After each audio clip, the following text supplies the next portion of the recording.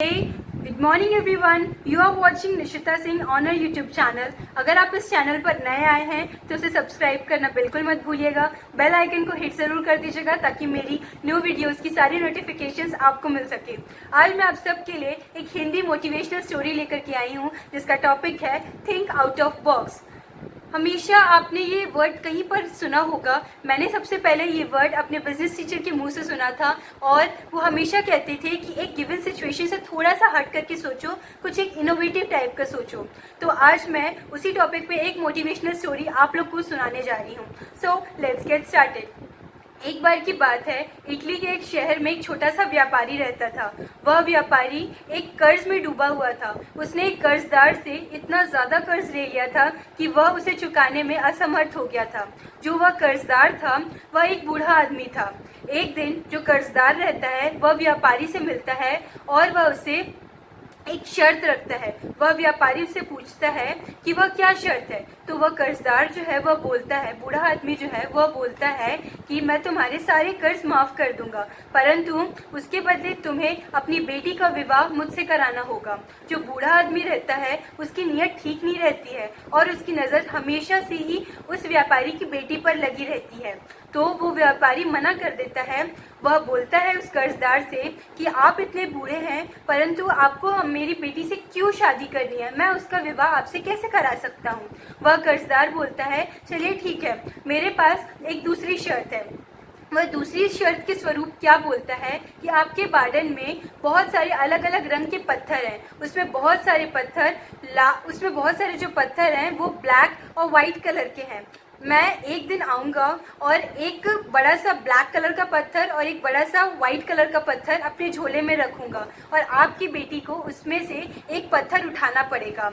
अगर वो काला पत्थर उठाती है इसका मतलब है कि मैं आपके सारे कर्ज माफ़ कर दूँगा और उसके बदले में आपको आपकी बेटी का विवाह मुझसे करना होगा. लेकिन अगर वो सफ़ेद पत्थर उठाती है तो मैं आपके सारे कर्ज माफ कर दूंगा और उसके बदले में आपको आपकी बेटी का विवाह भी मुझसे नहीं कराना पड़ेगा.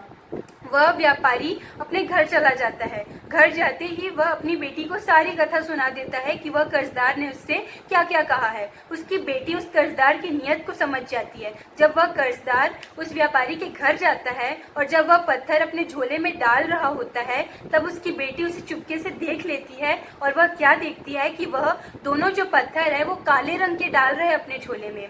उसकी बेटी सोचती है, उसकी बेटी के पास 3 ऑप्शंस रहते हैं. पहला ऑप्शन तो क्या रहता है कि वह शर्त मानने से ही बिल्कुल इनकार कर दे कि उसे वह शर्त मंजूर नहीं है. दूसरा ऑप्शन उसके पास क्या रहता है कि वह उस कर्जदार की सारी सच्चाई दुनिया को बता दे कि वह उसने दोनों काले रंग के पत्थर डाले हैं, परंतु इससे वह कर्जदार क्रोधित हो सकता था और उसके पिता का कर्ज भी माफ नहीं हो सकता था. तीसरा ऑप्शन उसके पास क्या रहता है कि वह अपने आप को बलिदान दे दे, वह सेक्रीफाइस कर दे और अपने पिता के सारे कर्ज माफ करा दे. आइए चलिए देखते हैं कि उस लड़की ने क्या किया. जब वह कर्जदार उस लड़की के सामने आया और उसने उससे एक पत्थर चुनने के लिए बोला तो लड़की ने पत्थर निकाला और किसी के देखने से पहले ही उसने पत्थर जमीन में गिरा दिया. जो लड़की है उसने जहाँ पर भी पत्थर गिराया था वहाँ पर बहुत सारे प्रकार के पत्थर थे. तो अब उस लड़की की सोच को देखिए कि उसने क्या किया. उसने कर्जदार से यह बोला कि आप जो है अपने झोले में से उस पत्थर को निकाल के बता दीजिए, मुझसे गलती हो गई, मुझसे यह पत्थर गिर गया और अब मैं यह पत्थर नहीं बता सकती कि मैंने कौन सा पत्थर निकाला था, तो अब आप उस पत्थर को निकाल के बता दीजिए. क्योंकि कर्जदार ने दोनों पत्थर काले रखे थे तो उसके पास एक काला कलर का ही पत्थर रह गया था. इसका मतलब यह है कि उसने सफेद पत्थर नीचे गिरा दिया. दुनिया के सामने तो यही लगता और कर्जदार अपनी झूठी चीज को भी दुनिया के सामने बता नहीं सकता कि उसने दोनों काले पत्थर ही रखे थे. तो इससे उस लड़की ने कुछ अलग हट करके सोचा और उसने पूरे सिचुएशन को ऐसे चुटकी भर में हैंडल कर लिया. हमारी लाइफ में भी बहुत सारे ऐसे सिचुएशंस आते हैं जब हम डिसाइड नहीं कर पाते हैं कि हम कौन सा ऑप्शन चुनें.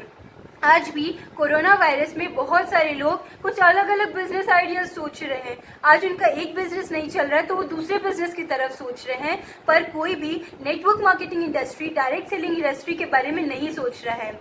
ये समय की ठोकर है साहब. जब आपको अच्छे से लगेगी ना तब आपको पता चलेगा कि डायरेक्ट सेलिंग इंडस्ट्री कितनी ज्यादा ग्रो करने वाली इंडस्ट्री है. आज जो RCM सिस्टम है, हर क्षेत्र में चल करके एक नए प्रोडक्ट को मार्केट प्राइस में देने के लिए आगे बढ़ रहा है, उत्सुक हो रहा है, परंतु आप उस चीज़ को नहीं समझ रहे हैं, तो देखिएगा आने वाले कुछ सालों में फिक्की और केपीएमजी की रिपोर्ट यह कहती है कि जो गली की दुकानें हैं वो कुछ ही सालों में पूरे तरीके से ख़त्म हो जाएंगी।